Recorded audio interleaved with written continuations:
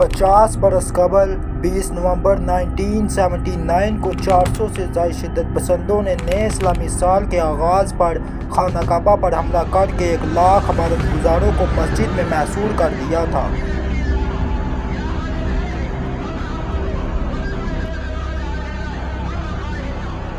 سعودی عرب کے ولی عہد شہزادہ محمد بن سلمان نے امریکی اخبار نیو یارک ٹائمز کو دیے گئے انٹرویو میں کہا کہ ہم ملک میں اسلام کو اس کی اصل شکل میں واپس لے جانا چاہتے ہیں اور سعودی معاشرے کو ویسا بنانا چاہتے ہیں جیسا وہ 1979 سے پہلے تھا۔ اس حوالے سے کئی لوگوں کے ذہنوں میں یہ سوال اٹھا کہ 1979 میں ایسا کیا ہوا تھا جس نے سعودی معاشرے کی شکل تبدیل کر دی تھی۔ 1979 کو ویسے تاریخ میں اور واقعات کی وجہ سے کافی اہمیت حاصل ہے، لیکن سعودی عرب میں یہ سال مکہ میں خانہ کعبہ پر کیے جانے والے حملے اور 2 ہفتوں پر محیط محاصرے کی وجہ سے یاد کیا جاتا ہے، جس میں ہزاروں افراد ہلاک اور تقریباً 1 لاکھ لوگ مسجد الحرام میں محصور ہو گئے تھے۔ 50 برس قبل 4 دسمبر کو سعودی حکومت نے فرانسیسی کمانڈوز، پاکستانی فوج اور سعودی فوج کی مدد سے لڑائی کا خاتمہ کیا، جس کا آغاز 20 نومبر کو ہوا تھا، جب 400 سے 500 شدت پسندوں نے 1 محرم 1400 ہجری کو نئے اسلامی سال کے آغاز پر خانہ کعبہ پر حملہ کر کے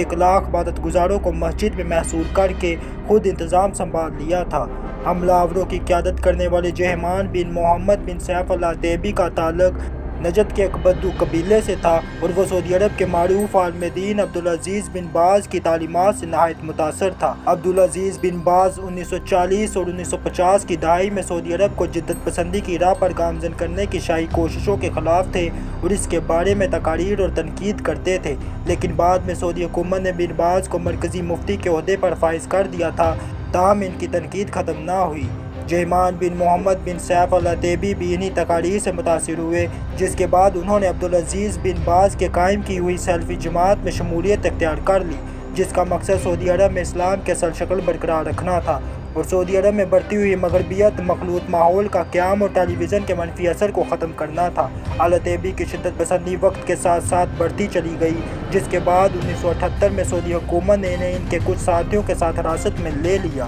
رہائی ملنے کے باوجود التیبی کے خیالات میں تبدیلی نہیں آئی اور اپنے ساتھیوں کے ساتھ مل کر انہوں نے نئے اسلامی صدی کے آغاز پر خانہ کعبہ پر حملہ کر کے منصوبہ بنایا۔ 20 نومبر 1979 کو فجر کی نماز کے موقع پر اپنے تقریباً 500 ساتھیوں کے ساتھ خانہ کعبہ میں داخل ہو کر دروازے بند کر دیے اور 1 لاکھ نمازیوں کو یرغمال بنا کر مسجد کو اپنے زیر اہتمام لے لیا۔ انہوں نے اپنے بہنوئی محمد بن عبداللہ القحطانی کو امام مہدی قرار دیا۔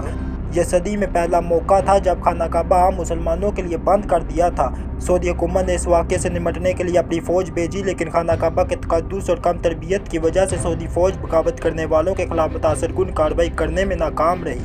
سعودی حکومت نے خفت سے بچنے کے لیے مواصلاتی نظام بند کر دیا تاکہ اس موقع کے بارے میں خبر محدود رہے۔ مسلسل ناکامی کے بعد سعودی حکومت نے فرانس کی حکومت اور پاکستانی فوج سے مدد طلب کی۔ صحافی یوروسلاف ٹرافیموو نے اس موقع پر مبنی اپنی کتاب میں لکھا کہ فرانسیسی کمانڈوز نے سعودی فوج کو ہنگامی تربیت دی تاکہ وہ شدت پسندوں کا خاتمہ کر سکے، لیکن کیونکہ مکہ میں غیر مسلم افراد کا داخلہ ممنوع ہے تو سعودی اہلکار پاکستانی فوجیوں کی مدد سے 4 دسمبر کو یہ بغاوت بالآخر ختم کرنے میں کامیاب ہوئے۔ اس موقع میں مسجد کی عمارت کو کافی شدید نقصان ہوا، لیکن خانہ کعبہ محفوظ رہا۔ غیر سرکاری اعداد و شمار کے مطابق اس واقعے میں 1000 سے زائد افراد ہلاک ہوئے تھے، جن میں شدت پسند، نمازی اور فوجی شامل تھے۔ جہمان التیبی سمیت 60 سے زیادہ شدت پسندوں کو حراست میں لے لیا گیا، جنہیں جنوری 1980 میں سزائے موت سنا دی گئی۔ جہمان التیبی کے بہنوئی القحطانی، جنہیں امام مہدی قرار دیا گیا تھا، دوران آپریشن ہلاک ہو گئے تھے۔ اس واقعے کے بعد سعودی حکومت نے ملک کے علماء سے مشاورت کے بعد شرعی قوانین کے اطلاق کا وعدہ کیا،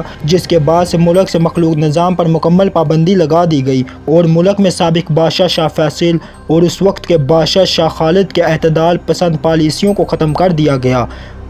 کچھ کے مطابق اس سال کا اہم ترین واقعہ ایران میں آیت اللہ خمینی کی قیادت میں آنے والا انقلاب تھا، جس نے ایرانی بادشاہت کو ختم کر دیا، اور کچھ کے مطابق روس کا افغانستان پر کیے جانے والا حملہ اس سال کو اتنا اہم بناتا ہے۔ کئی مبصرین کے مطابق جہاں اس واقعے کے بعد سے سعودی عرب میں وہابی اسلام کا بول بالا ہوا، دوسری طرف دسمبر 1979 روس کی جانب سے افغانستان پر حملے نے خطے کی سیاست پر دورس اثرات قائم کیے۔